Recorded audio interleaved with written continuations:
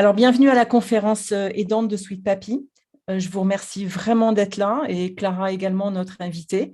C'est important de débattre aujourd'hui de la question qu'on va se poser tous ensemble, c'est de le Home Sweet Papy Home pour créer un espace harmonieux et sécurisé chez notre proche. Tout au long des différentes étapes aussi, on va en parler, des étapes qu'on peut avoir avec eux. Et j'ai le plaisir d'avoir invité Clara Chauchard, qui est de la société Pommier et vous, qui se présentera tout de suite après moi, parce qu'il y en a certains d'entre vous qui ne me connaissent pas et d'autres qui me connaissent depuis un certain temps et qui savent que je suis en premier, au départ, une podcasteuse avec Sweet Papy Podcast. Et donc, aujourd'hui, moi, je vous signale donc que je suis 3 fois aidante de mes Sweet Papy et Mamie. J'en ai donc 3 de 91, 2 de 91 et 1 de 80, presque 17. 2 sont en EHPAD, sont partis en EHPAD. Ils étaient à domicile et sont partis en EHPAD. Et la Sweet Mamie est avec une récidive du cancer du sein et elle est encore à domicile. On essaye par tous les moyens de la maintenir à domicile. On y arrive pour le moment avec, bien entendu, un aidant sur place, qui est donc mon frère. Donc, depuis un peu plus de 3 ans, j'ai vu pas mal d'étapes et c'est la raison pour laquelle j'ai voulu créer Sweet Papy Podcast. Et je voulais vous signaler donc que Sweet Papy Podcast, c'est un univers tendre et bienveillant avec un centre de ressources audio et vidéo justement pour parler de toutes les actions positives qu'on peut mener à l'égard de nos proches. Il n'y a en général rien de négatif, sauf s'il faut aborder des sujets un peu plus difficiles, mais on essaye de prendre le côté le plus positif. Donc, la conférence aidante, elle a pour but de réunir des aidants de nos proches et également des professionnels qui sont aptes à nous répondre sur toutes les thématiques. Donc, il arrive parfois qu'on ait des thérapeutes, qu'on ait des personnes comme Autonomia. Merci Clément de venir pour présenter aussi éventuellement ce que vous faites, c'est important, ou d'autres sociétés. Voilà, la conférence aidante, c'est vraiment positivement d'être tous ensemble, essayer de trouver des solutions ou essayer de trouver une approche positive le plus possible par rapport à nos proches et quand même par rapport à nous, les aidants, parce que c'est pas facile non plus, on le sait. Voilà. Donc, je vais laisser Clara se présenter. Merci Anne. Du coup, comme je m'appelle Clara Chauchard, voilà. Je suis coordinatrice autonomie, qui est le terme le plus communément utilisé aujourd'hui. Même sur ces notions de coordination, on a des appellations parfois différentes, dont la formation que j'ai faite, sur laquelle je vais peut-être revenir. J'ai créé l'entreprise sociale Pommier et vous il y a 1 an et demi officiellement maintenant, du coup à destination des aidants familiaux de personnes âgées. Moi, du coup, j'ai été formée à un métier, je vais vous dire le nom parce qu'il est, à défaut d'être esthétique, il est éloquent, mais ce n'est pas celui qu'on retrouve le plus. Donc, c'est technicien coordinateur de l'aide psychosociale à l'aidant. Je le cite au moins parce qu'il a le mérite d'exister.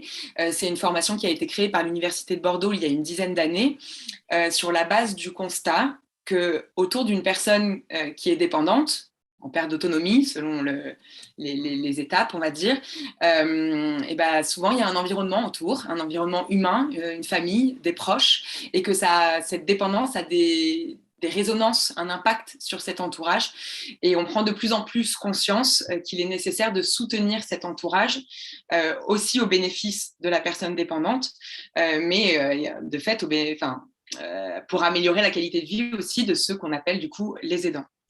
Moi, auparavant, j'ai longtemps été aide-soignante dans différents types de structures qu'on trouve en France.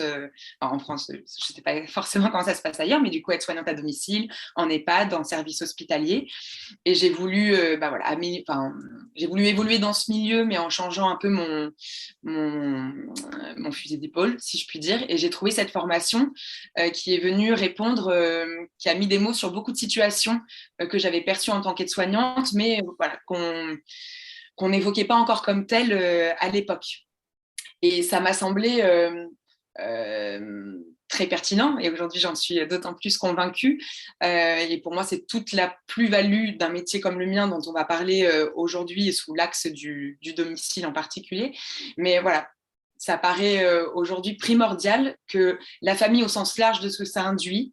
Moi, quand je parle de famille, j'implique aussi les amis ou les voisins qui aident un proche dans leur environnement. C'est souvent les familles avec un lien de parentalité, enfant ou autre. Mais voilà, c'est important que les familles aujourd'hui qui aident un proche en situation de dépendance aient un professionnel qui leur soit dédié dans les problématiques qu'ils rencontrent, psychosocial, au sens social, dans tout ce que ça va induire d'aide sociale, d'impact éventuellement sur leur travail aussi et sur d'autres sphères de leur vie, et psychologique. Je précise bien que je ne suis pas thérapeute, mais on est là pour comprendre cet impact psychologique, pour l'écouter, pour l'orienter, et avec l'objectif, si je puis dire, de reconnaître aussi la situation que ces personnes vivent au quotidien. Évidemment, en prenant en compte en permanence cet équilibre sinueux qu'il y a dans ce qu'on appelle souvent un binôme. Moi, j'aime bien l'appeler un tandem, le tandem aidant-aidé, parce qu'il y a un peu cette image, je trouve, du vélo où on essaie de chercher le rythme commun, et parfois c'est celui de devant ou celui derrière qui domine le rythme, mais en tout cas, on cherche de trouver un équilibre. Et voilà, donc moi, un métier comme le mien, c'est comme ça que moi, j'aime le défendre, mais c'est un peu comme le verre à moitié plein, verre à moitié vide, le résultat est le même. C'est-à-dire que je me mets du point de vue de la famille, avec évidemment à l'esprit tous les bénéfices que ça a sur la personne dépendante. On peut aussi se mettre du point de vue de la personne dépendante en prenant en compte la famille. Enfin, moi, tout ce qui m'importe, c'est que chaque personne, chaque partie prenante qui est confrontée à la dépendance ait un professionnel sur lequel il puisse compter dans toute la logistique autour du quotidien. Donc voilà, un TC-APSA, tel que l'appelle l'Université de Bordeaux, ou un coordinateur autonomie qui est un petit peu plus léger, on est là pour du coup soutenir les familles dans toute la logistique du quotidien, l'organisation autour de la dépendance. Donc ça va concerner différents aspects, et nous on va se centrer là plus sur ce qui implique l'organisation du domicile pour, comme le disait Anne, voilà, le rendre le plus harmonieux et sécurisant possible pour son proche âgé, et également voilà, pour soi, si on vit dans ce même domicile ou si on est loin ou proche. Il y a aussi ces thématiques qui peuvent être en jeu quand on est aidant. Je ne l'ai pas précisé. Moi, du coup, je suis spécialisée dans tout ce qui est lié à l'âge, puisque c'est mon cœur de métier, c'est mon cœur d'engagement. Il y a peut-être un petit chat qui va arriver dans la conférence, enfin, il est derrière. Voilà, parce que voilà, moi, ça me touche de m'impliquer sur ces questions du vieillissement qui nous concernent tous un jour. Je trouve que ça vient vraiment renforcer le fait que on est tous impliqués sur ces questionnements. Maintenant, j'ai été formée, et les problématiques des aidants concernent aussi différents types de dépendance. Voilà, j'ai été formée aussi à la dépendance liée au handicap et liée aux maladies chroniques. Donc, il y a certaines problématiques dans l'impact que ça a sur les aidants qui se recoupent. Mais voilà, là, on va rester focus sur plutôt ce qui est lié au vieillissement. J'aimerais juste faire aussi un petit astérix que je trouve important sur la notion de domicile. Là, on va parler du domicile qu'on considère être le chez nous, celui dans lequel peut-être on a vécu depuis des décennies en y élevant ses enfants, ou celui dans lequel on vit depuis quelques années parce qu'on a peut-être changé de logement au moment de la retraite ou des choses comme ça. On va se centrer là-dessus. Néanmoins, je trouve important d'avoir à l'esprit, même si ce n'est pas aussi parfait que ça dans la réalité, qu'une maison de retraite est considérée comme le domicile de la personne. Les logements intermédiaires aussi, type résidence, autonomie, etc.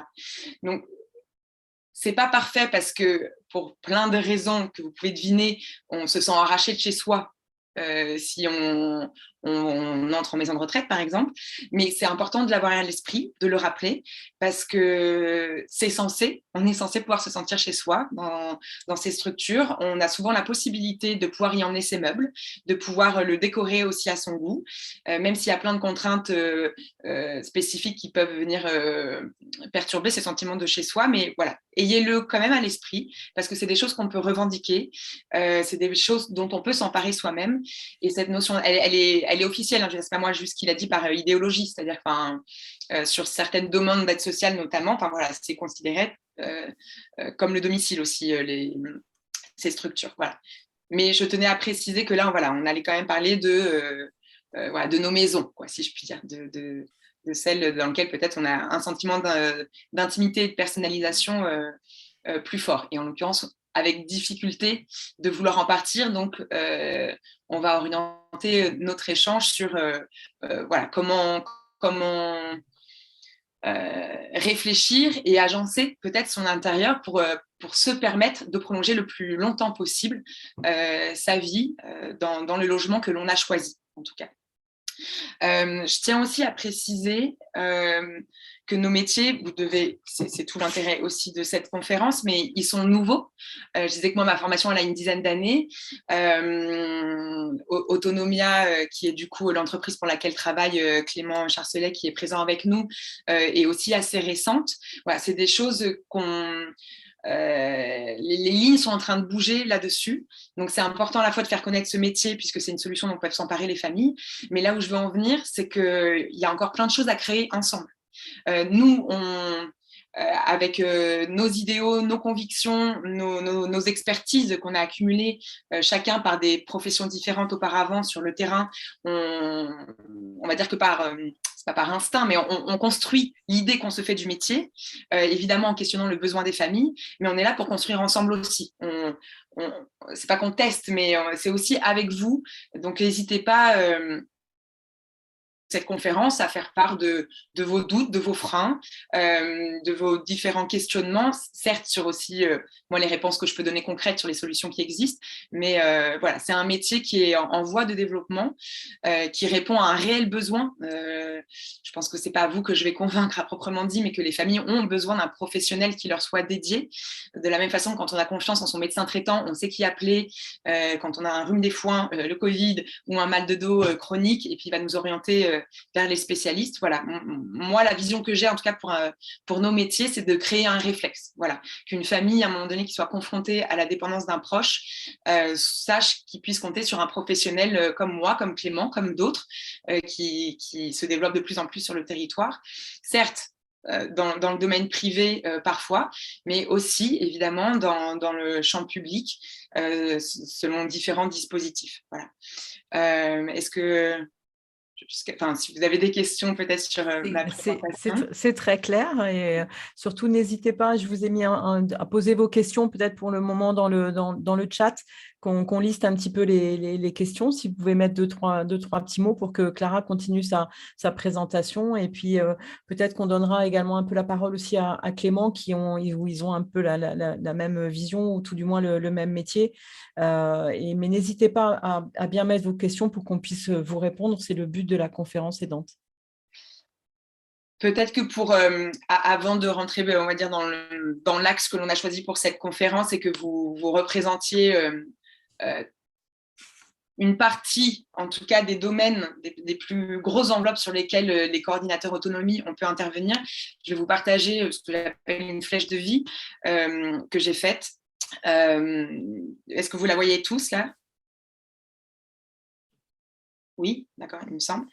Voilà, donc l'idée, pour vous représenter, donc vous avez en gras, en rose, voilà, ces fameuses enveloppes sur lesquelles on peut intervenir, avec en sous-catégorie voilà, des points plus précis. Le début de cette flèche commence donc par les premiers signes d'une perte d'autonomie et ou un diagnostic quand il s'agit qu'il y ait une pathologie associée. Hein. Être vieux n'est pas une maladie, mais vieillir comporte voilà, des conséquences sur sa mobilité, sur différents aspects. Mais voilà, on peut effectivement aussi avoir un diagnostic posé de pathologies liées à l'âge, entre autres. Donc voilà, ça, c'est les points d'amorce qui vont, on va dire, justifier de l'intervention d'un métier comme le nôtre, puisque là, une famille va être confrontée à la perte d'autonomie de son proche âgé, va avoir plein de choses à mettre en place pour pouvoir adapter le quotidien de son proche et le sien aussi. Et voilà, il peut solliciter un professionnel de toutes ces questions, soit voilà, au centre social de son territoire, au département. Chaque territoire, c'est la chose un peu complexe, a aussi ses nominations différentes. Tout comme on peut faire appel voilà, du coup, au coordinateur autonomie indépendant. Nous, ensuite, on vient, excusez-moi, au domicile. Ça m'est déjà aussi arrivé de faire des évaluations en distanciel. Donc, on fait une évaluation de l'ensemble des besoins. Moi, j'aime à dire que, évidemment, j'ai ma grille de lecture, si je puis dire, mais je prends aussi ce qu'on me dépose. Je ne suis pas là il y a des informations dont j'ai forcément besoin, mais je prends ce que la personne veut bien me déposer de son histoire pour que j'ai une vision d'ensemble aussi de la chronologie, à la fois des événements et des différentes parties prenantes de l'entourage au sein de cette situation. Ensuite, on propose, du coup, moi en tout cas, sur mes évaluations, j'ordonne ce que je perçois être un certain ordre dans les priorités, ce qui permet à mes yeux que l'aidant et son proche âgé, selon sa capacité cognitive aussi à s'impliquer sur ces questions, ait un peu plus de clarté sur les premiers pas à faire, et ensuite un plan d'action personnalisé en fonction de ses priorités.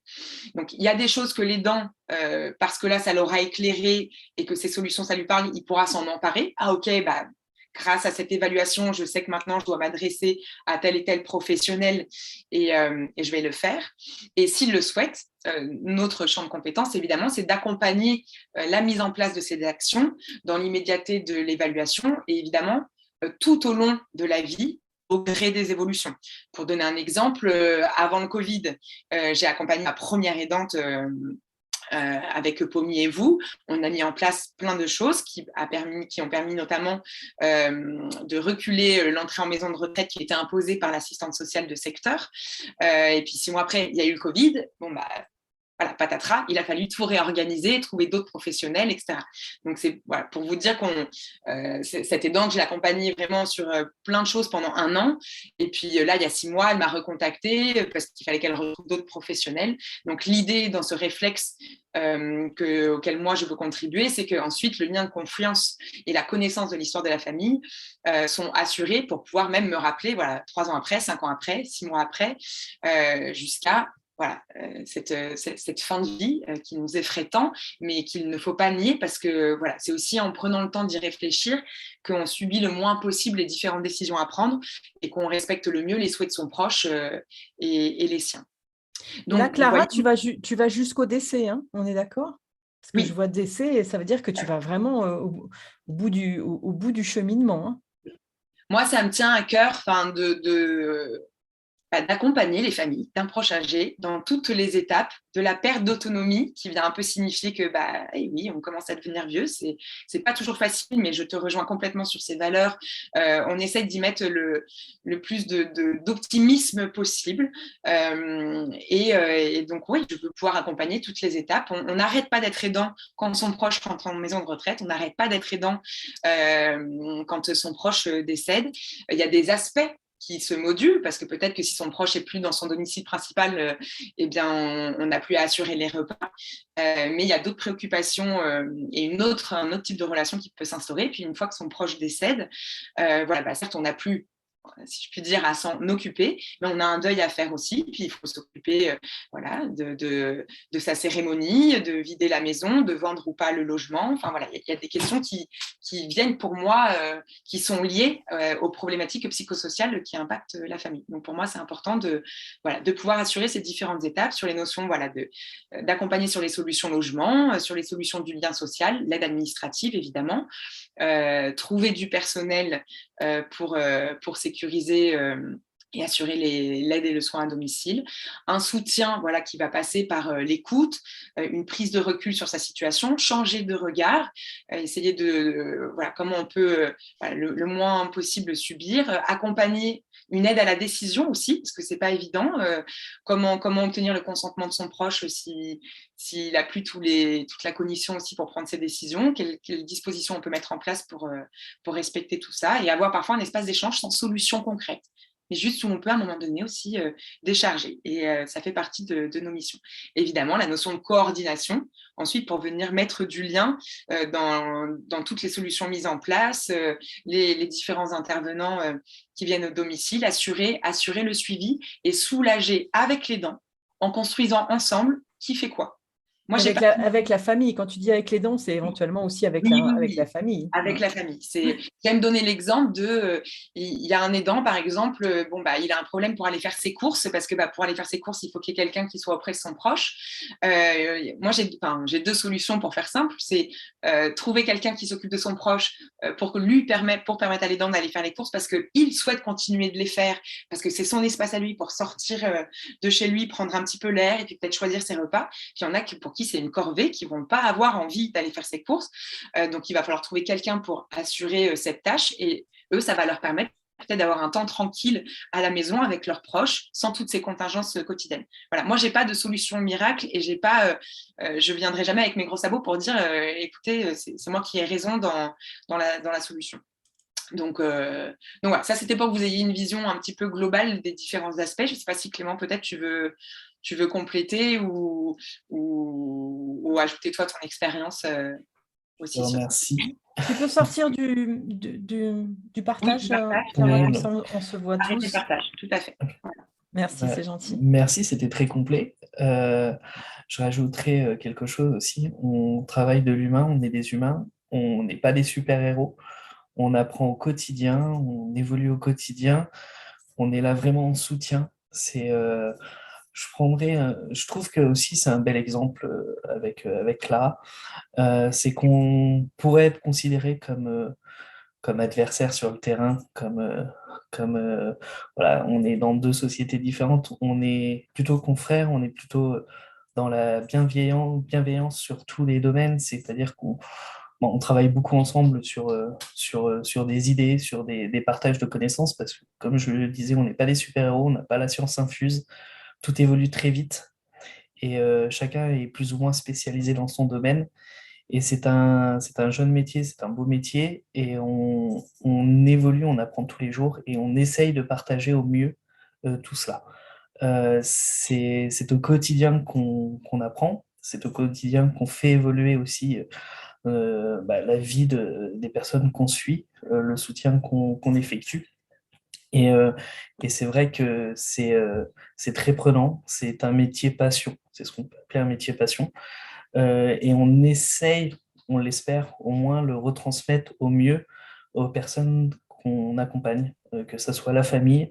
On pourrait même parler des professionnels qui interviennent, parce qu'on soulage la famille, on soulage les personnes, les seniors, les personnes en dépendance, mais on soulage aussi énormément les professionnels qui sont des fois en flux tendu. On pense souvent aux infirmiers qui interviennent des fois sur des très courtes durées parce qu'ils ne peuvent pas, et apporter des solutions de simplification et de coordination, ou même des petits avantages sur la gestion des médicaments, les choses comme ça permet souvent aussi d'améliorer tout cela. Donc c'est vraiment un métier passionnant, un métier qui nous tient à cœur, et on espère apporter tout ce qu'on peut à tous les axes de la vie de chacun. Merci beaucoup, Clément. Bah, de rien. Clara, je vais te laisser continuer. On va essayer d'arriver sur notre espace harmonieux et sécurisé chez notre proche, parce que tu sais que j'y tiens. Pour moi, c'est le home, Sweet Papi Home. C'est important parce que en tant qu'aidante au tout départ, c'était tout ce que j'ai essayé de faire, c'est-à-dire de mettre en sécurité la maison, être bien certaine que tous les intervenants pouvaient arriver, que tout se passait correctement. Et quand je me suis aperçue que ça n'était pas possible, que c'était trop compliqué, trop cher, et surtout que je n'arrivais pas à trouver les intervenants, j'ai été, moi, dans l'obligation de mettre Sweet Papi à l'EHPAD. Et donc, c'est pour ça que ce sujet me tient à cœur, parce qu'il reste toujours Sweet Mamie à domicile. Donc, je te laisse continuer.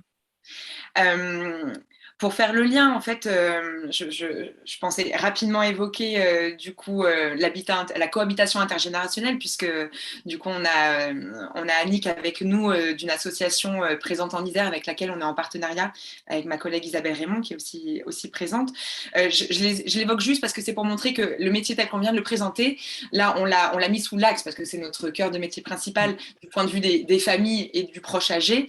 Et, du coup, ces thématiques-là, pour défendre le fait qu'il est nécessaire de soutenir ce public, on a plein d'arcs à notre arc plein de cordes à notre arc, pardon, pour défendre ces thématiques. Et ça passe notamment par des partenariats voilà, donc on est en partenariat avec cette association Digi38 sur l'Isère, qui est une association de cohabitation intergénérationnelle, ce qui me permet de faire le lien avec l'habitat, puisque c'est une solution qu'on peut mettre en place chez soi, d'héberger un jeune. Je ne vais pas rentrer dans le détail, mais ce qui est une solution, non pas pour avoir des services à domicile qui sont là des compétences de professionnels de l'aide et du soin, mais la présence d'un jeune vient déjà apporter déjà du lien social, de la curiosité, une réponse aussi de veille, de présence. C'est sécurisant souvent pour les familles et sécurisant pour soi quand on vit à domicile. Et voilà, on a plein de projets, de partenariats, de ponts qu'on peut faire pour aussi défendre ces thématiques. Et ce qui me fait aussi avoir l'image qui nous est venue à l'esprit il n'y a pas très longtemps, du coup avec ma collaboratrice Isabelle Raymond, c'est qu'on réalisait que dans les différentes étapes de la vie d'un individu, de la naissance au décès, il y a plein d'étapes qu'on sait comment préparer. Et pour prendre la première, c'est la naissance, c'est l'arrivée d'un enfant. Voilà, il y a plein d'imprévus, ça fait partie de la beauté de la vie aussi, mais on sait qu'il faut acheter un berceau, on sait qu'il faut acheter des biberons, éventuellement on fait même d'ailleurs un petit projet de vie qu'on transmet à l'équipe de la maternité. Par contre, la vieillesse, on ne la prépare pas. Voilà. On ne va pas philosopher dessus, ça fait peur pour plein de raisons, certes, mais l'idée à un moment donné, c'est de donner aussi les outils, de la même façon qu'on prépare les autres étapes de notre vie plus jeunes, et ben, comment on peut aider à la préparation, si ce n'est la préparation au sens prévention, parce que ce n'est pas si évident que ça, mais quels éléments, quels conseils on peut donner pour ne pas subir et pour se dire qu'on a encore le choix dans la vieillesse de son proche, mais du coup, par la force des choses, dans sa propre vieillesse, un jour. Donc, ça passe par l'aménagement de son domicile. On peut évoquer, évidemment, différentes solutions technologiques, domotiques, matérielles. On va y venir si les questions se posent. Mais il faut le voir à mes yeux, dans un premier temps, pas juste comme... il ne faut pas avoir peur de se retrouver chez soi comme dans un magasin de vente de matériel ergonomique. C'est aussi réfléchir très sérieusement autour de ces notions de projet de vie. Qu'est-ce que je veux pour moi ? Qu'est-ce que mon proche veut pour lui ? Qu'est-ce que je veux pour moi aussi en tant qu'aidant ? Sur ces questions du vieillissement. Qu'est-ce que je mets en place dans nos environnements, l'environnement concret du logement et l'environnement un peu plus large de mon quotidien, pour que cette étape de la vie qui est le vieillissement se passe le mieux possible. Et ça va poser la question aussi que tu soulignes, Anne, à un moment donné, le maintien à domicile n'est plus possible. Et si on veut vivre aussi ce moment-là du mieux possible, je ne prétends pas que c'est facile, mais plus on le réfléchit un peu en amont, mieux c'est. Voilà. Parce que sinon, on se le prend brutalement dans la tête. Voilà, une chute, un pied dans le tapis, une hospitalisation, et on ne rentre même pas chez soi pour dire au revoir. Oui, et c'est terrible. C'est ce qui s'est passé, tout à fait. Donc concrètement, il s'agit à un moment donné d'observer un petit peu, restons sur l'environnement des murs, disons, d'observer cet espace, vraiment d'un point de vue, je ne sais pas, de l'architecte d'intérieur au sens large, mais qu'est-ce qu'il y a de dangereux dans les coins de table, dans l'agencement des meubles ? Là aussi, il n'y a pas de bonne réponse. Je me souviens d'une famille où j'étais intervenue en tant qu'aide-soignante. C'était hyper encombré, pas du tout pratique pour moi en tant que professionnelle du soin. Mais la petite mamie adorable m'expliquait que la proximité de tous ces meubles lui permettait, elle, de se tenir. Est-ce qu'il n'aurait pas mieux valu qu'elle ait un déambulateur ou autre ? Ça, je ne sais pas. Pour le coup, je ne suis pas ergothérapeute. Mais ça m'avait amusée de voir que là où moi, j'aurais peut-être créé de l'espace pour qu'elle se cogne à rien, non, elle, la proximité de tous ces meubles venait lui permettre de s'appuyer sur la table d'un côté, sur le canapé de l'autre. Voilà, c'était sa façon à elle d'avoir aménagé son intérieur pour pouvoir rester debout. Donc, voilà, encore une fois, il n'y a pas de bonne réponse, mais juste des bonnes questions pour trouver sa réponse à soi. Et comment aussi discuter avec son proche ? On l'évoquait avec Anne un petit peu en amont. Évidemment, c'est là où ce fameux équilibre, ce fameux tandem aidant-aidé, parfois l'intérêt de l'aidant ne va pas être l'intérêt de l'aider. Voilà, l'aidant, il va dire, non, papa, là, le tapis, c'est plus possible, il passe son temps à se relever. Et puis, le papa, il ne va pas du tout avoir envie d'enlever son cadeau de mariage qu'il a depuis 50 ans. Voilà. Donc, c'est comment la discussion se crée, comment on accepte aussi, comment on lâche prise. Peut-être que sous le tapis, on peut mettre là ces fameux trucs adhérents qui aident à ce que le tapis se relève pas à chaque fois qu'on passe dessus. Voilà. Non, ça marche pas. Moi, j'y crois pas. J'y crois pas pour avoir vu ma sweet mamie arriver à un certain âge, ils marchent plus. Ils font avec les pantoufles, ils font comme ça. Et n'importe quelle aspérité, même si tu n'as pas de tapis, n'importe quelle aspérité, et c'est tout de suite un moyen, un fil ou n'importe quoi, même un fil très fin d'ordinateur ou les choses comme ça, c'est tout de suite la chute derrière. Ça, c'est évident.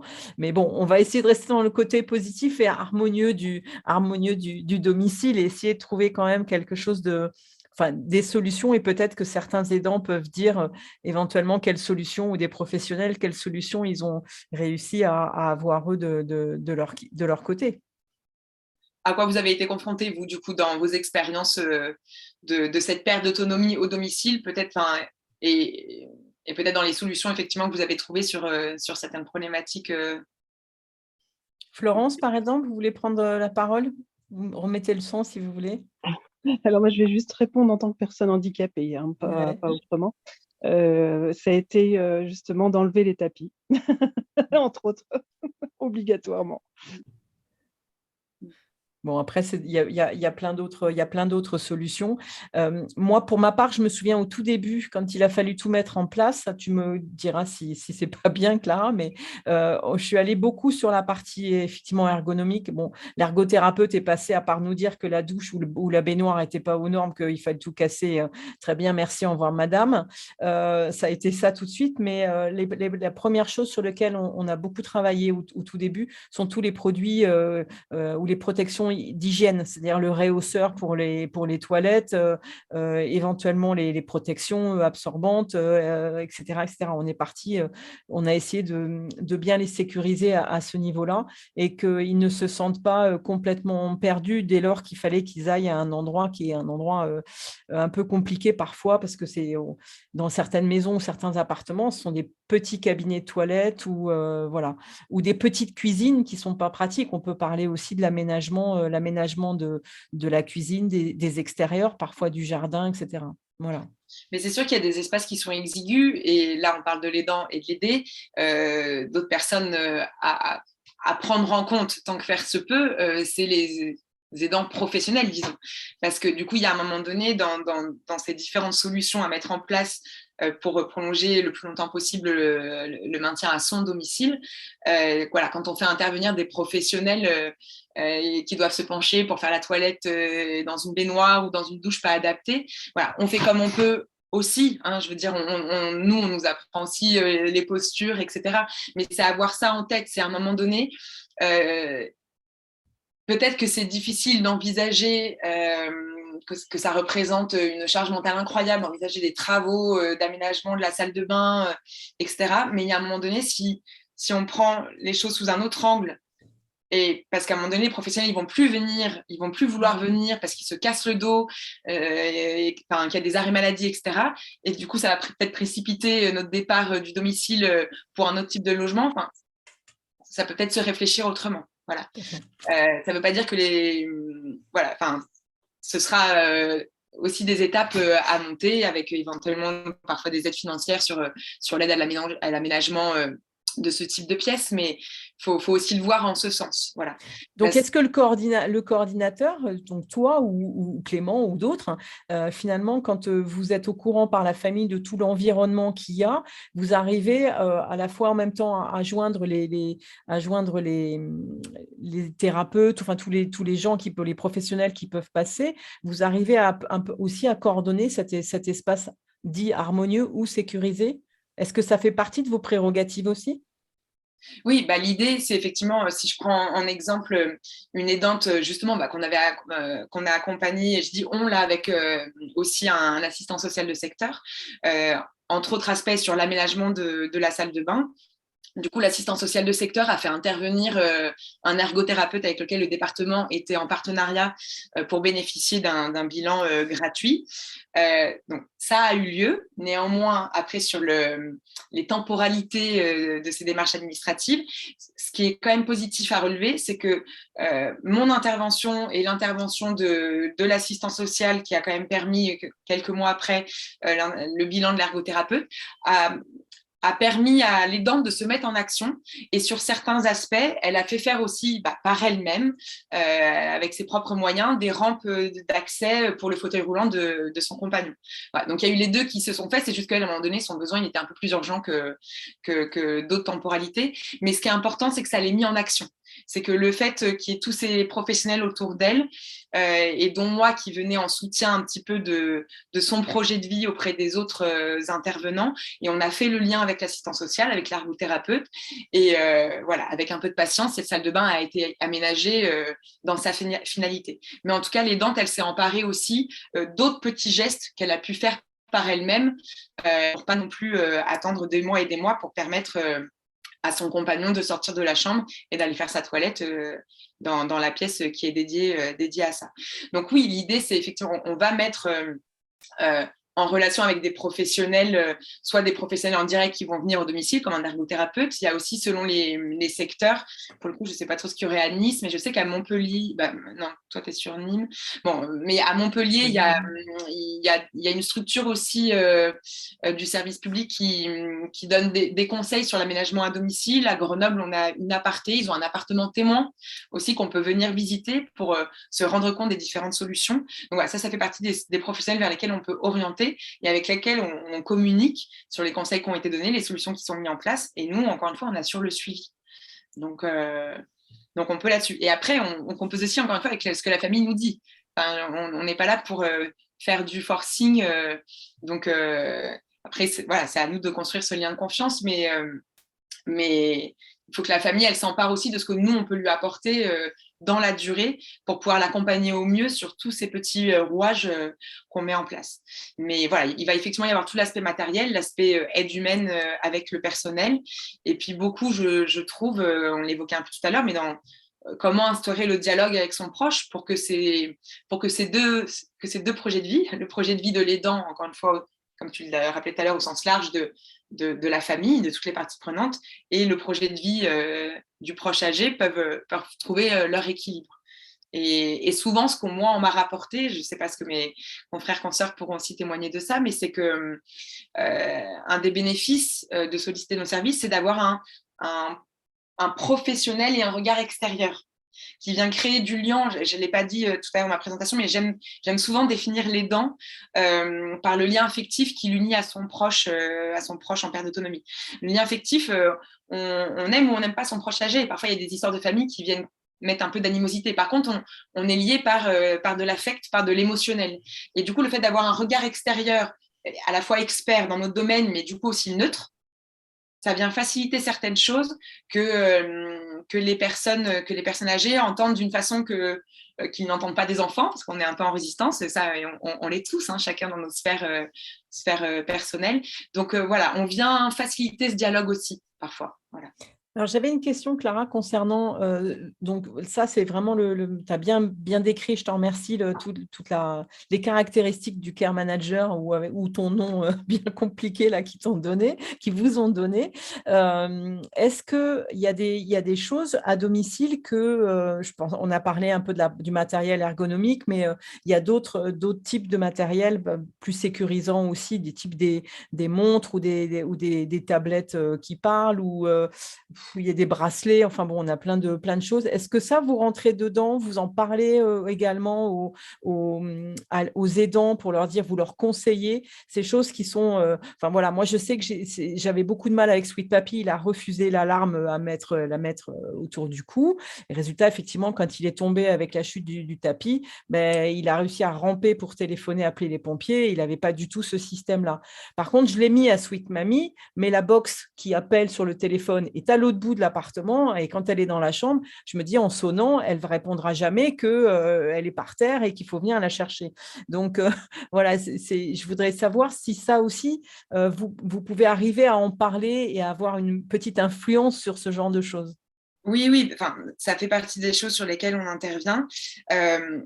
Pour rebondir sur quelque chose qu'a dit Clément, on n'est pas magicien, mais par contre, une de nos compétences, c'est d'aller chercher l'information. Donc, il y a tout ce qu'on connaît déjà, et ce qu'on connaît à force de chercher l'information, puis il y a tout ce qu'on ne connaît pas encore aussi parce que ça change beaucoup, parce que des initiatives, mine de rien, dans ce qu'on appelle la silver economy, il y en a beaucoup, mais on est là pour chercher ce qui existe sur le territoire de la personne qu'on accompagne, et se renseigner et voir voilà, si ça peut correspondre. Au niveau, si je prends l'exemple de la téléalarme, il y a les médaillons, il y a les montres, et Clément, avec qui j'ai échangé récemment, lui a découvert sur son territoire une start-up qui a développé, il pourra peut-être l'évoquer aussi comme exemple, mais qui a développé un autre type de téléalarme qui nécessite juste, pour l'instant, qui n'est pas encore l'offre en elle-même, si je puis dire, n'est pas encore stabilisée, mais voilà, il a présenté la réalité de la situation à l'aidant qui l'accompagne et du coup qui a accepté de tester ça parce que peut-être ça venait être plus adapté que le médaillon, voilà, la montre ou la box qui est loin. Mais on est là, juste pour d'autres exemples, mais on est là pour aussi suggérer toutes ces petites... par exemple, la frise que j'ai montrée, c'est un peu les grosses enveloppes. Voilà, oui, trouver du personnel, aider à l'accomplissement de démarches administratives, etc. Mais on vient aussi sur des toutes petites choses. Moi, j'aime beaucoup conseiller aux familles, par exemple, le journal Familéo. C'est celui qui est le plus connu, je n'ai pas de royalties auprès d'eux, mais il y a plein d'initiatives comme ça pour créer du lien avec tous les membres de la famille. Du coup, il faut envoyer des photos, écrire des petits textes, et ensuite, Familéo compose un journal qui est envoyé directement au domicile de la personne âgée, sa maison de retraite. Voilà, ça peut être une fois par semaine, une fois par mois. Donc, il y a toutes ces petites solutions qu'on vient aussi pour créer du... pour pas être non plus maintenir à domicile pour juste tenir debout et plus savourer les petits plaisirs de la vie ou autre, ça n'a pas d'intérêt non plus. Donc on est en veille sur toutes ces initiatives et ça peut être des petits détails. J'ai une aidante, elle avait un problème de repas avec sa mère. Je lui ai dit peut-être que vous pourriez acheter des thermos alimentaires, comme ça elle n'aurait pas ni appuyé sur le bouton du micro-ondes, vous pourriez faire réchauffer le plat avant de partir au boulot, vous le mettez dans le thermos et elle a juste à dévisser pour manger et peut-être à mettre dans son assiette. Il y a des petites choses qui paraissent des petits riens et qui ne demandent pas une compétence incroyable ou la mise en place d'un nouveau meuble technique, et ça fait partie de notre métier, de faire de la veille dessus, de les connaître et d'en parler aux familles pour être le plus personnalisé possible et voir s'ils s'en emparent. Clément, je ne sais pas si tu veux peut-être illustrer avec cette histoire que tu m'avais racontée. Oui, même j'en ai plein d'autres petits exemples comme ça. Hein. C'est notre but, c'est l'atout aussi qu'on a, c'est voilà, faire appel à l'association de quartier avec la personne dépendante, par exemple, qui réalise encore un petit peu de couture, mais qui ne le fait pas parce que pour elle, elle n'en a pas besoin, mais peut-être l'échange de bons procédés. Faire de la couture pour un voisin qui en demande et le voisin va fournir le repas ou va faire de courses. Des solutions comme ça, on est très friand, mais aussi le partage, ça fait du lien social. Ça fait peut-être une solution qui permet d'être aussi financièrement parlant plus acceptable pour la personne. Il y a plein de petites solutions comme ça qu'on peut apporter, que ce soit dans le matériel. Tu parlais de la téléassistance, il y a tellement de startups, tellement de solutions qui apparaissent, je ne vais pas dire tous les jours, mais presque. Euh, et en fait, on ne peut pas toutes les connaître. C'est là où les réseaux sont très forts et c'est notre travail aussi, c'est notre fonctionnement et c'est le partage. Et voilà, des petites solutions, des associations, du partage de connaissances, faire venir un étudiant pour partager ou même une personne qui est en thèse qui a besoin pour sa thèse d'avoir un retour d'expérience d'un senior.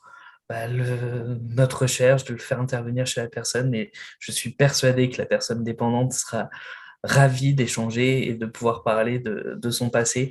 Et tout cela, forcément, en tant que famille proche, on ne va pas y penser parce que c'est pas notre but. Nous, quand on est dans la famille, quand on est dans le proche, on pense au bien-être, mais surtout santé, surtout morale.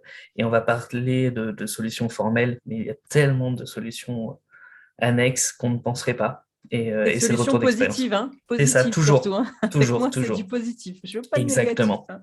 Ok, exactement. merci beaucoup Clément. De rien. Clara, je reprends juste 2 secondes parce que je voudrais quand même vous présenter, si pour ceux qui n'étaient pas là avant, Audrey Albert, parce que c'est important quand on parle du domicile de parler aussi d'Alzheimer, hein, et parce que ça reste dans ces maladies d'Alzheimer un contexte un petit peu différent pour le domicile. Donc, si tu peux te présenter, Audrey, j'aimerais bien que chacun connaisse aussi un petit peu ta position. Alors, il est 49, il ne nous reste pas tellement de temps, donc si tu peux nous prendre juste 1 minute. C'est jouable en 1 minute. Alors, je suis Audrey, je suis conseillère de vie Montessori Alzheimer. Et donc, moi, j'aide les aidants familiaux, beaucoup, et aussi les professionnels à établir une bonne communication avec leurs proches atteints de la maladie d'Alzheimer ou d'une maladie apparentée. Et donc, du coup, j'utilise la méthode Montessori à domicile ou dans les EHPAD et j'apprends sur tous les sujets. Donc, ils font le lien social, ils font tout ce qui est organisation de la maison, les soins, bref, tout plein de choses. Donc, moi, ça me parle. On est totalement dans la bienveillance. Merci beaucoup. Je voulais quand même vous présenter parce que c'était important. Est-ce que parmi vous, vous avez des questions par rapport au sujet du jour pour créer un espace harmonieux? Est-ce que vous avez des solutions que vous voudriez nous transmettre ou vous proposer d'autres choses? S'il y a quelqu'un d'autre qui veut parler. Oui. Moi, je vais ajouter mon petit grain de sel, si tu veux bien. Vas-y, Louise, pardon. J'ai beaucoup aimé l'intervention des gens que tu as invités. Ça me parle beaucoup. C'est dans mes valeurs, naturellement. Bien que moi, mes sweet papy, mamie sont déjà partis, il en reste pas moins que j'ai toujours cette, comment je dirais ça, là, j'ai toujours en tête quand même que les personnes âgées ont ce besoin d'être, je vais dire, chouchoutées. OK? Chouchoutées parce que, bon, tu sais, les gens ne pensent pas, mais un jour, notre maman, notre papa s'est occupé de nous. Bien, c'est à nous maintenant de leur offrir le meilleur, ce qu'on peut leur offrir. Fait que quand on parle d'harmonie dans la demeure, comme Clara parlait au départ, comme d'autres ont parlé aussi, là, de leur offrir le meilleur environnement. Et d'ailleurs, l'idée du thermos, je trouve ça vraiment intelligent. Bravo d'avoir... Surtout au Canada, et vu la neige que tu as derrière toi. Oui, puis c'est ça, j'ai changé mon background parce que vraiment, hier, on était encore en automne et ce matin, je me lève, mais je fais comme, mais c'est la tempête de neige. C'est bien, Edith peut confirmer aussi. Hein. Oui, ça fait du bien. Moi, j'aime la neige, fait que je suis contente. Fait que, si on revient à nos sweeties, bon, moi, le feng shui m'intéresse depuis plusieurs décennies. Fait que quand je pense aux personnes âgées qui se retrouvent soit à vivre, il y en a que, on le sait, là, soit qui se retrouvent chez les enfants, soit qui se retrouvent chez vous, on va habitation, ouais. en résidence, ouais. OK? Résidence plus ou moins encadrée. C'est pas toujours évident de offrir la meilleure circulation d'énergie, je veux dire ça comme ça. Alors, j'entendais, Clara, que oui, on peut demander justement que les gens apportent leurs meubles, on peut agencer la pièce à leur goût. Et en feng shui, on peut, avec la date de naissance, aller trouver quelles sont les orientations qui leur sont les plus favorables. Que quand on peut le faire, moi, je vous dirais, ça vaut la démarche. On parlait de leur offrir la meilleure longévité, c'est surtout aussi le meilleur confort, la meilleure qualité de vie. Hein, ça va avec. Donc, il y a des orientations qui vont être plus favorables, exemple, pour la prise de médication, la tête de lit, placer leur chaise. Souvent, ils vont passer beaucoup de temps dans leur chaise berçante ou dans un coin peu importe, je ne dirais pas à lire parce que rendu là, souvent, les yeux sont plus capables de vraiment faire leur travail comme ils aimeraient. Mais par contre, il y a des livres audio qui pourraient être intéressants. Hein? Donc, tout ça pour dire que le côté feng shui, que ce soit une pièce unique, parce que dépendant des résidences, des fois, les gens peuvent s'offrir seulement une pièce, il y a la chambre, il y a tout, où ils passent leur journée là. Il y a d'autres endroits qui peuvent avoir plusieurs pièces, comme un appartement à l'intérieur de la résidence. Donc, encore là, c'est de voir quels sont les meilleurs secteurs pour eux, pour favoriser leur qualité de vie. Alors, ben voilà, moi, c'était mon grain de sel dans cette rencontre. Merci Louise, mais on fera sûrement une conférence sur tout ça parce que c'est important. Et on sera d'ailleurs ensemble avec Louise au prochain atelier et on aura le plaisir avec Louise. Elle nous animera un atelier sur, je te laisse le dire. Sur l'aromathérapie. Voilà, pour les aidants. Oui, pour les aidants parce que c'est une grande spécialiste de ça. Oui, disons que j'ai un éventail assez grand. Ça fait 25 ans que je suis dans le domaine de la santé complémentaire. Avec la pandémie, j'ai fait une réorganisation. Il n'en reste pas moins que l'aromathérapie reste une ressource importante et intéressante. Et quand on parle de personnes âgées, autant les aidants comme nous, Sweety, on peut arriver à les aider grandement. Donc, je parlerai d'huile essentielle et aussi, je vais faire une parenthèse avec les hydrolats parce que, souvent, les hydrolats sont plus doux pour toutes sortes de raisons. Mais bref, alors, c'est un rendez-vous le 7 décembre. On à invitera tout le monde. 14h30 pour moi. Pour vous. Et 20h30 pour nous. Oui, 20h30. 20h30 pour nous. J'espère que vous viendrez. Et nombreux parce que c'est vraiment intéressant d'avoir cette approche aussi à domicile parce qu'il n'y a pas que les huiles essentielles, il y a toutes les odeurs que ça peut apporter dans la maison et qui vraiment peuvent les rassurer et peuvent leur faire vraiment beaucoup de bien. Florence, tu voulais parler? Oui, je voulais demander, je sais déjà plus son nom, à notre coordinatrice. À Clara. Voilà, Clara. Désolée. Parce que, en fait, moi, je suis sur Reims. Donc là, je parle pour 2 de mes amis qui ont leur maman et leur papa, donc qui ont la maladie d'Alzheimer.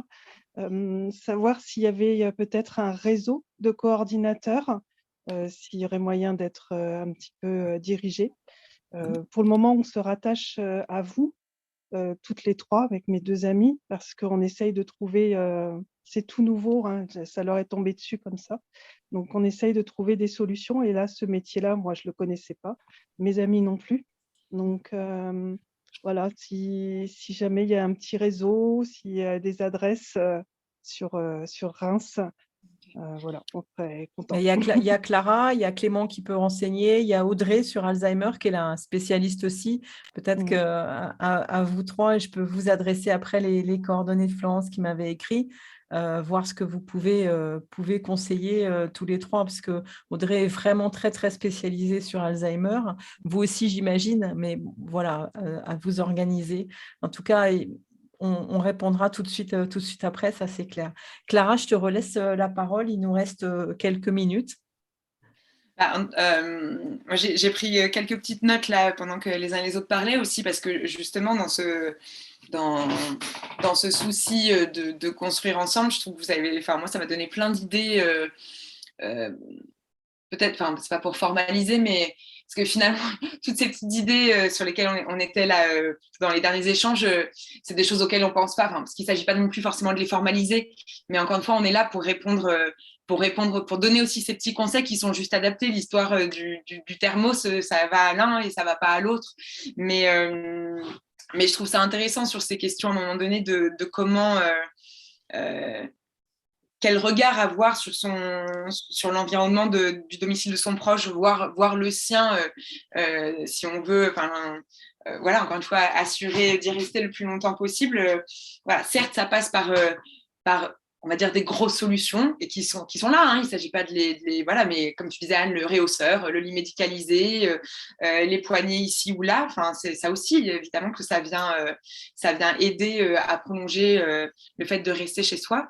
Mais je sais pas, ça va donner envie aussi d'un petit peu de répertorier, on va dire, plutôt que de lister aussi toutes les petites choses auxquelles on ne pense pas, qui viennent mettre ce lien et qui font porter un regard, je trouve, aussi plus... c'est un peu ça que j'ai voulu faire passer, qui ramène un... En fait, il s'agit juste de continuer à penser son intérieur comme on l'a pensé toute sa vie. Ça, et encore une fois, il ne s'agit pas de déco, on n'a pas tous les mêmes goûts. Il y a ceux qui ont un environnement fonctionnel, ceux qui ont un environnement chargé, épuré, chaleureux, peu importe. Mais c'est de se dire, je reviens à cette image de... Il y a plein d'étapes de la vie auxquelles on pense. Voilà, on sait comment accueillir un bébé, on sait que quand on part de chez ses parents pour faire ses études, on va trouver un logement, on sait plein de choses, mais on ne sait pas préparer cette étape-là, ni pour son proche, ni pour soi. Donc là, il s'agit... pour être dans l'état d'esprit positif aussi de Sweet Papy autant que de Pommy et vous, il s'agit de prendre le temps aussi de réfléchir à ces petites choses. Une fois qu'on rentre une fois qu'on quitte son domicile, est-ce que peut-être ce qui servait de tenture pourrait pas servir de couvre-lit parce que on peut transformer l'objet, ça nous rappelle aussi chez soi et puis ça vient mettre une petite touche personnelle dans sa nouvelle résidence autonomie ou dans sa chambre en EHPAD. Enfin, de porter ce regard finalement assez simple sur qu'est-ce que je veux dans mon intérieur pour mes vieux jours, si je puis dire, et qui allie confort, sécurité pour me permettre de rester le plus longtemps possible. Avec ces solutions aussi, voilà, peut-être de vivre en colocation avec un jeune ou de choisir un professionnel qu'on paye de gré à gré parce que ça permet d'avoir le même tous les jours plutôt que la myriade de personnes qui passent via un prestataire extérieur, mais au moins qui nous décharge aussi de toutes les démarches administratives. Voilà, si le portage de repas ne nous convient pas, est-ce que finalement il n'y a pas le restaurant en bas de chez soi qui fait aussi de la livraison de repas? Certes, ce ne sera peut-être pas les mêmes coûts, mais ce ne sera pas non plus le même goût. Enfin, il faut, voilà, après, c'est des choix aussi à faire dans ce sur quoi on investit pour venir s'assurer cette meilleure qualité de vie pour son proche et pour soi-même. Donc finalement, il y a plein, je sais pas, vous m'avez donné plein de petites idées aussi de... Moi, je voudrais te donner une petite idée parce que en tant qu'aidante, il y en a peut-être d'autres qui voudront parler. On n'a pas laissé la parole à Cyril, mais il va arriver un petit peu dans cette partie-là. Mais c'est juste, par exemple, j'ai été il n'y a pas très longtemps, j'ai voulu accrocher un tableau dans la chambre à domicile. Et on m'a dit, mais tu l'accroches trop haut parce que je le mettais à ma hauteur comme ça. Et ma sweet mamie, elle m'a dit, mais moi, je suis tout le temps assise, je suis tout le temps dans un fauteuil. Non, c'est parce que tu me fais faire ça sans arrêt et j'ai mal au cou, je ne le regarderai pas, ça ne sert à rien. OK. Bon, du coup, je ne le fais pas. Je laisse les cadres tels qu'ils étaient avant pour ma hauteur à moi parce qu'il y avait des portraits de nous, de la famille. Et puis, j'arrive dans la cuisine et dans la cuisine, on a tout réaménagé parce qu'elle, en arrivant avec le déambulateur, toutes les assiettes étaient en hauteur avant. Et donc, on a réaménagé toute la cuisine. Et c'est ça que j'appelle créer un espace aussi harmonieux et sécurisé, parce que je sais qu'elle ne pouvait pas tenir à la fois le déambulateur, ouvrir en haut, prendre une assiette. Donc, tu vois, c'est ça aussi, Clara, que je veux passer comme message, c'est qu'effectivement, il faut vraiment, pour leur créer cet espace et sur leur projet de vie idéal, arriver à vraiment leur demander ergonomiquement aussi ce qui leur convient. Ce n'est pas uniquement les intervenants, parce qu'il faut que les intervenants, c'est plus facile ici qu'en bas à ramasser une assiette. C'est aussi, ça dépend des étapes qu'il y a et quand est-ce que les gens interviennent et puis leur univers qui ne perdent pas quand ils sont à domicile leur univers qu'ils ont eu pendant des années et des années. Ils sont déjà assis la plupart du temps en fauteuil. Ils ont déjà une vue qui rétrécit alors qu'ils connaissaient, ils arrivaient à voir leur jardin, ils arrivaient à tout voir. Ils ne voient plus ou différemment.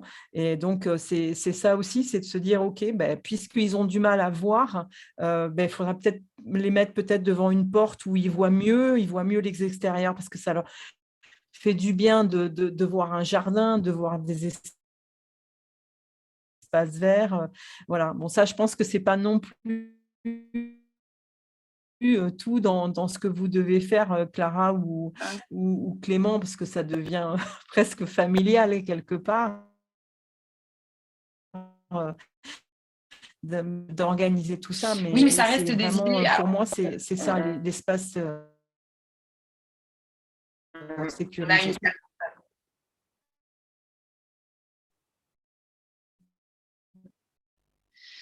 Le bénéfice de nos interventions, elle est là aussi pour aider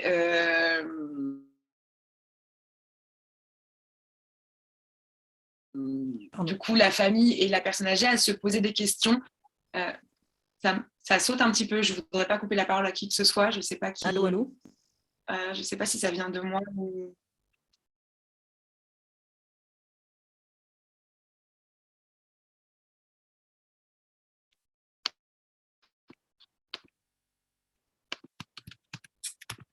Ouais, ça sautait de mon côté, mais je ne sais pas si c'est général ou...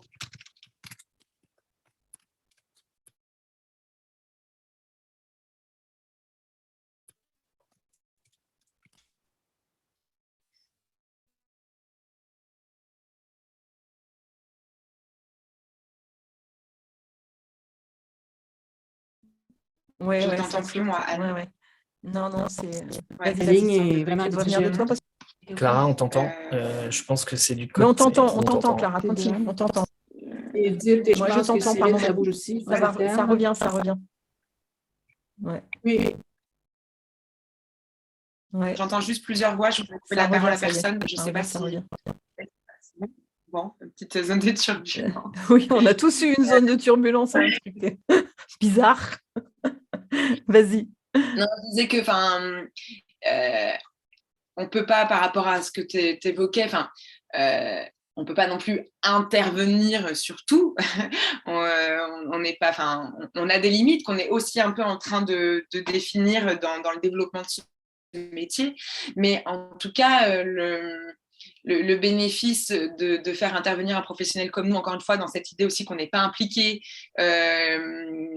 affectivement et qu'on a un regard expert mais neutre, c'est qu'on permet aussi du coup aux familles et aux proches âgés à la personne âgée de se poser des questions qu'on a du mal à se poser quand on a le nez sur le guidon, qu'on est aussi un peu accroché à ces trucs. Et là, on a donné plein de petits exemples, mais un autre qui me vient en tête, c'est une famille que j'ai accompagnée, qui appelait j'avais tous les jours un membre de la famille qui appelait la mère, la grand-mère.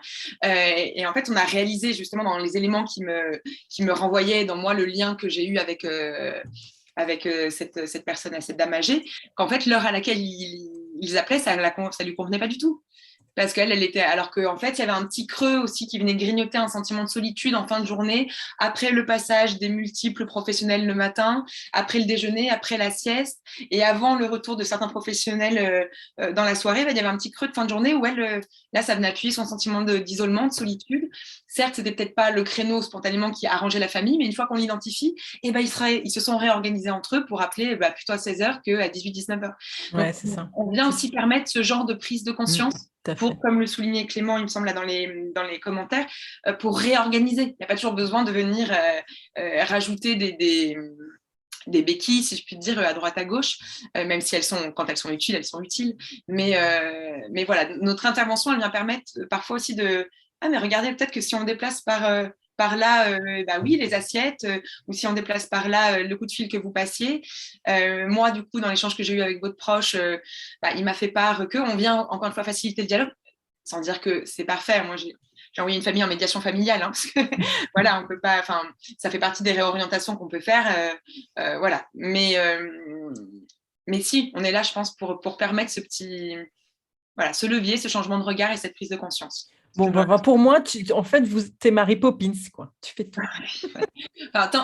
Tant qu'on n'attend pas de nous du miracle non plus, mais peut-être pour relier encore avec l'état d'esprit auquel tu tiens et que je partage sincèrement, c'est comment créer du positif sur la base de la contrainte, on va dire.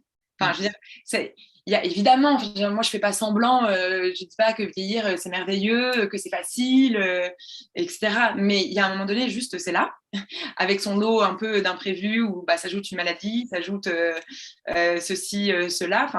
Voilà. Mais mais c'est une contrainte et comment on peut composer du mieux possible et le plus positivement possible avec cette contrainte, comment on peut retrouver une certaine notion de choix, même si on aurait préféré que ce soit autrement.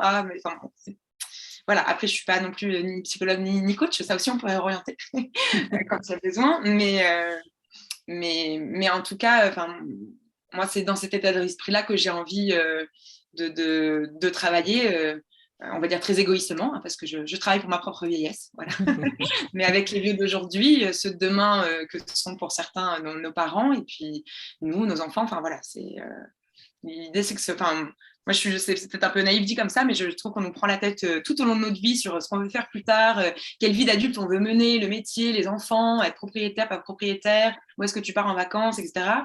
Et puis, à partir de la retraite, déjà, on sait que ça va commencer à être catastrophique. Et après, on ne veut pas y penser, on met sous le tapis, là, ce fameux tapis sur lequel on se casse la gueule.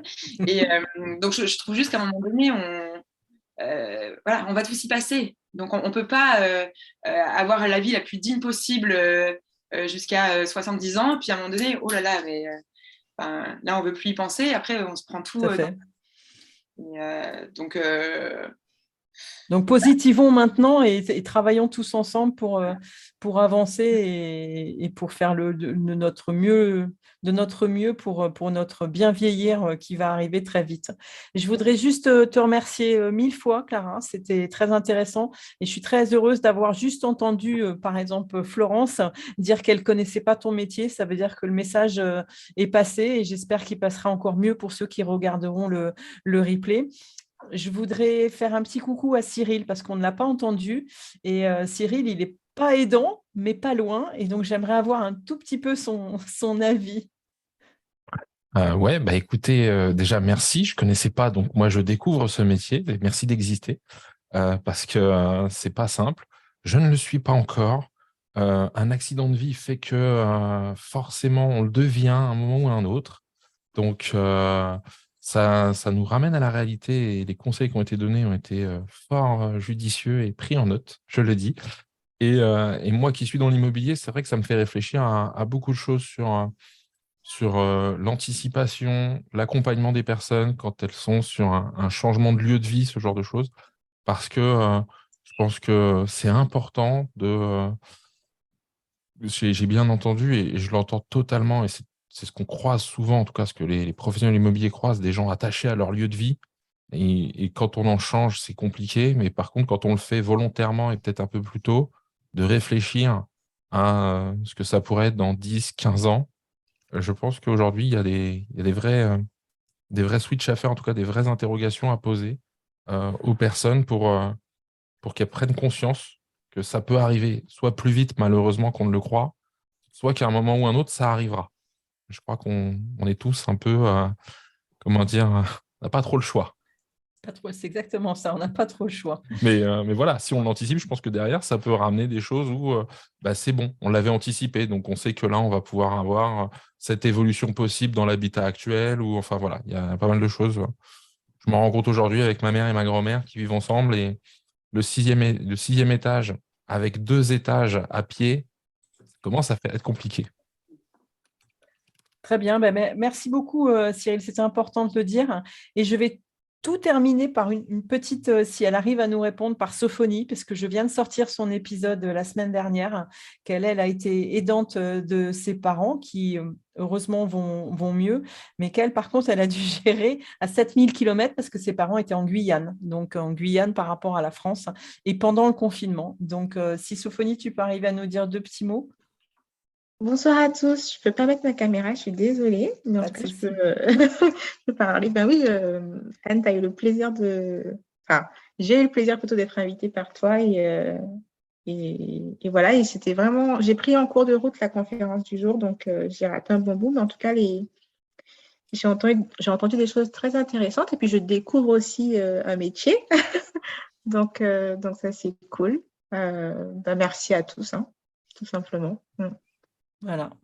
Je pense que j'ai fait le tour d'un petit peu tout le monde. Les autres, que ce soit Fabienne, Marie-Ange ou Isabelle, je ne vous ai pas vu, mais en tout cas, j'espère que la conférence vous a plu, vous a appris des choses, ou en tout cas, ça vous donnera envie de revenir à cette conférence. Un petit mot de fin, Anne. Comment ? J'ai un mini mot de fin, si tu me permets. Tu m'entends? Non, Oui, ça ressort. Non, je disais, j'ai un mini mot de fin, si tu me oui, permets. oui, bien sûr. J'ai juste rajouté mon podcast si vous voulez entendre Sophonie, l'épisode de la semaine dernière, parce que Clara sera dans l'épisode dans 2 jours. Donc, vendredi sort l'épisode avec Clara qui réexplique effectivement très bien dans une interview son métier. Audrey viendra un petit peu plus tard. Louise Maena aussi. Moi, j'ai quand même... Et Edith, pareil, puisqu'elles ont été aussi invitées. Donc, en tout cas, mille merci. Et je vous laisse la fin de tout ça, Madame Clara. Oui, non, c'est une petite phrase qui me revient là. J'ai appris un dicton il n'y a pas longtemps. J'ai eu un petit choc climatique en revenant de Nice ce week-end et en retrouvant mes montagnes grenobloises. C'était pas tellement la même température. Et une amie m'a dit il n'y a pas de mauvais temps, il n'y a que des mauvais vêtements. Et je ne connaissais pas du tout. Et en fait, je sais pas, ça me vient un peu à l'esprit là, suite à tout ce qu'on a dit. Encore une fois, c'est pas aussi simple que ça, certes, mais pour finir sur une touche positive, c'est un peu cette idée à un moment donné. En gros, il n'y a pas de mauvaise façon de vieillir. Il y aurait que des solutions, mais pas par magie. Mais voilà, toutes ces petites, trouver le bon vêtement, quitte peut-être à changer de vêtement parce qu'on a grossi, parce qu'on a rapetissé. Enfin, c'est pour éviter de se dire, de râler sur le fait qu'on ne rentre plus dans les mêmes vêtements ou que son petit pull ne couvre pas assez de la pluie parce que là, il pleut, il y a un moment donné, mettez un caouet. Voilà, il y a peut-être des choses à changer dans son environnement parce que voilà, les étapes de la vie font qu'on change et j'aime bien juste cet état d'esprit qu'il y a derrière. Ce n'est pas de la faute de la météo, c'est à nous de choisir le bon vêtement, le bon objet, la bonne solution pour nous accompagner dans ces nouvelles adaptations. Voilà. Merci 1000 fois, Clara, d'avoir été présente. Edith, merci également. Tout le monde, merci. J'espère que vous viendrez à la suivante. Ça ne sera pas avant un mois, le 15 décembre, puisque je pars la fin novembre sur Paris à un salon des seniors. Donc, je ne serai pas présente pour le 30. Je ferai sûrement un live en direct de là-bas. En tout cas, 1000 merci. Et puis, je vous souhaite une belle soirée. Et n'hésitez pas à vous inscrire sur le groupe Facebook si vous ne l'êtes pas.